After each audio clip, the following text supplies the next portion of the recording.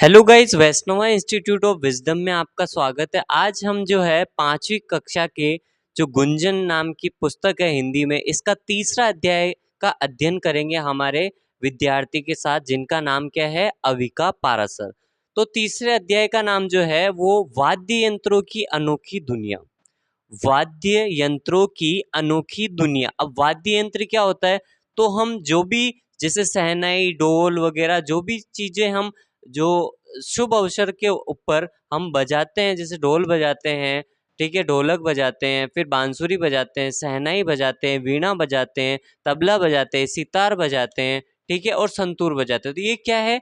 वाद्य यंत्र है। ये क्या है? वाद्य यंत्र। ठीक है, तो स्टार्ट करते हैं हम इस चैप्टर को। स्टार्ट करने के साथ ही वापस मैं वापस रिपीट कर देता हूँ वापस, कि तीसरा जो अध्याय है इसका नाम है वाद्य यंत्रों की अनोखी दुनिया।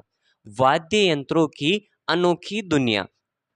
तो ढोल की आवाज सुनते ही पैर थिरकने लगते हैं। बिल्कुल सही बात है। ढोल की आवाज सुनते ही पैर थिरकने लगते हैं और मन खुशी से झूम उठता है।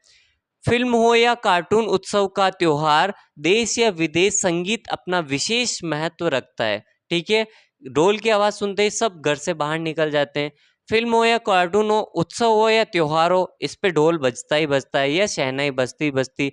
देश हो या विदेश हो, संगीत हमेशा सर्वप्रिय है हर देश में।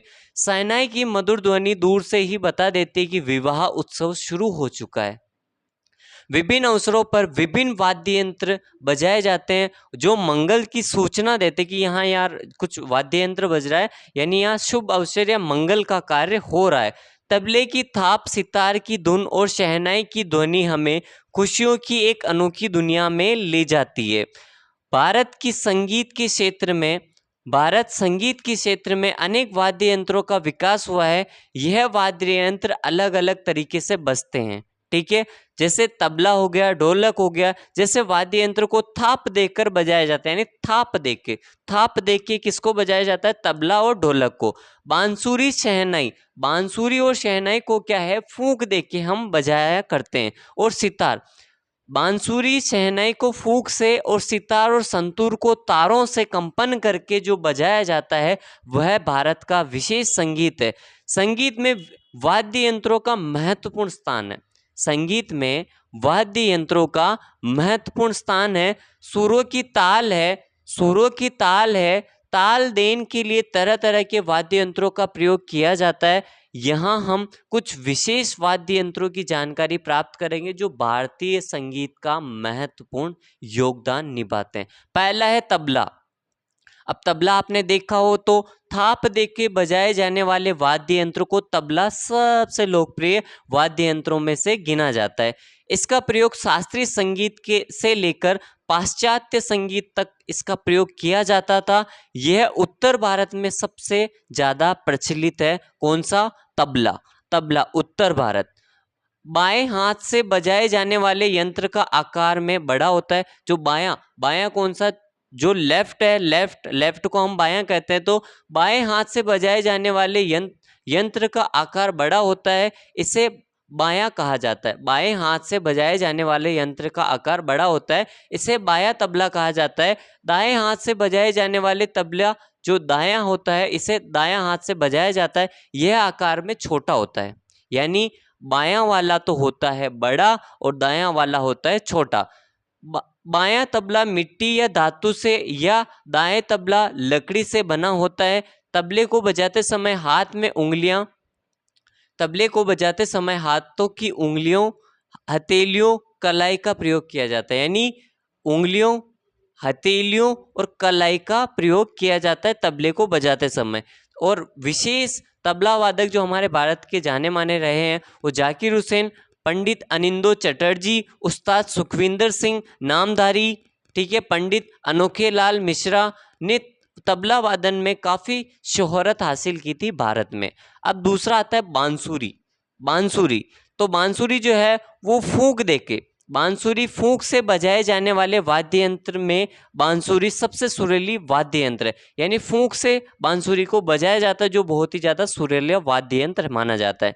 बांसुरी लकड़ी की बनी होती है, जिसमें छेद के पार हवा का प्रवाह से ध्वनि उत्पन्न होती है। करीब 35 से 40 हजार साल पहले कई बांसुरियां जर्मनी के स्वाबियन अल्ब क्षेत्र में पाई गई।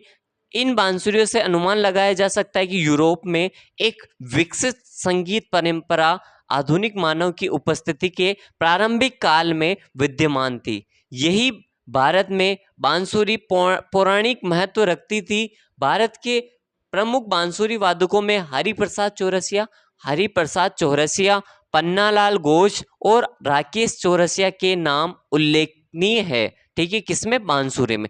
तीसरा आता है शहनाई। शहनाई जो है बांसुरी हो गई शहनाई। शहनाई एक खोखली नली जैसी होती है। शहनाई जो है वो एक खोखली नली जैसी होती है, जिसका एक सिरा अधिक चौड़ा होता है तो दूसरा सिरा बिल्कुल पतला होता है। बांसुरी के सकरे सिरे पर डेने के आकार का 1 सेंटीमीटर लंबी 2 पत्तियों जैसी लगी होती है।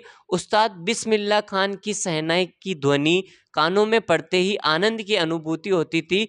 बिस्मिल्लाह खान जो है वह विश्व प्रसिद्ध सर्वश्रेष्ठ शहनाई वादक आज दिन तक के भारत के माने जाते हैं। ठीक है, चौथा आता है सितार। सितार जो है वो तारों में कंपन पैदा करके बजाए जाने वाला वाद्य यंत्रों में से सितार सबसे लोकप्रिय वाद्य यंत्र है। यह सागौन की लकड़ी व कद्दू को क्या बोलते हैं? पंपकिन से बना होता है। क्या बना होता है? सितार किससे बना होता है? तो सागौन की लकड़ी व कद्दू से बना होता है। इसे बजाते समय अंगुली से मेहराब पहनकर इसके तारों पर जंकृत किया जाता है। इसका प्रयोग भी शास्त्रीय संगीत व अन्य तरह की जो संगीत है इसमें किया जाता है। सितार पूरी तरीके से भारतीय संगीत यंत्र का महत्वपूर्ण एक भाग है। सितार पारंपरिक वाद्य यंत्र होने के साथ साथ सबसे लोकप्रिय जो है आपके वाद्य यंत्र है सितार। इसे भारत का राष्ट्रीय वाद्य यंत्र होने का गौरव भी प्राप्त है। यानी आपसे पूछा जाए क्वेश्चन कि भारत का राष्ट्रीय वाद्य यंत्र कौन सा है, तो सितार जो है सितार भारत का राष्ट्रीय वाद्य यंत्र होने का गौरव भी प्राप्त है इसे। पंडित रविशंकर प्रसाद, उस्ताद लियाकत खान, शाहिद परवेज खान, पंडित उमाशंकर मिश्रा ऐसे नाम हैं जिन्होंने सितार वादन की परंपरा को लोकप्रियता की बुलंदियों तक पहुंचाया है। यानी पहला हमने तबला, दूसरा बांसुरी, तीसरा शहनाई, चौथा सितार और पांचवा अंतिम इस अध्याय का जो है वो संतूर है। संतूर तो संतूर का भारतीय नाम शततंत्री वीणा यानी 100 तारों, शततंत्री यानी 100 शततंत्री वीणा यानी 100 तारों वाली वीणा था, जिसे बाद में फारसी भाषा के प्रभाव से संतूर नाम दिया गया। यह अपने आप में एक अनोखा वाद्य यंत्र संतूर, जो कि तार का साज होने के बावजूद लकड़ी की छोटी छड़ों से बजाया जाता है। यह मूल रूप से कश्मीर लोक वाद्य यंत्र है। यानी संतूर जो है वो कश्मीर में सबसे ज्यादा प्रसिद्ध है, जिसे सूफी संगीत में इस्तेमाल किया जाता था। पहले इसका प्रचलन केवल कश्मीर में था, लेकिन आज यह भारत में सबसे लोकप्रिय वाद्य यंत्रों में से एक है। इसका प्रयोग भी शास्त्रीय संगीत से लेकर अन्य सभी संगीत में किया जाता है। पंडित शिव कुमार शर्मा ने इसे लोकप्रियता के शिखर पर पहुंचाने में विशेष योगदान दिया। गायन के साथ जब वाद्य यंत्रों का साथ मिलता है तो श्रोतागण इस संगीत में डूब जाते हैं। भारतीय वाद्य यंत्रों ने अपनी अनूठी विशेषताओं के कारण देश विदेश में भी अपना विशेष स्थान बनाया है। यानी हमने 5 वाद्य यंत्रों की बात करी इस अध्याय में। वाद्य यंत्रों की अनोखी दुनिया जो हमारा अध्याय था, इसके अंदर ढोल को बताया गया है, ठीक है, तबला, बांसुरी, आपकी शहनाई, सितार और संतूर। तो इसमें महत्वपूर्ण जो है तबला वादक के नाम आपको याद होने चाहिए, बांसुरी वादक के नाम आपको याद होने चाहिए, शहनाई वादक के आपके नाम याद होना चाहिए, सितार वादक जो थे इनका नाम याद होना चाहिए, और किस प्रकार की ये जो 5 यंत्र होते हैं। संतूर जो है, संतूर किस प्रकार का वाद्य यंत्र है। तो ये 5 तरीके की जो है ये वाद्य यंत्रों की जो अनोखी दुनिया है भारत में विशेष अपना स्थान रखते हैं। ठीक है, थैंक यू सो मच।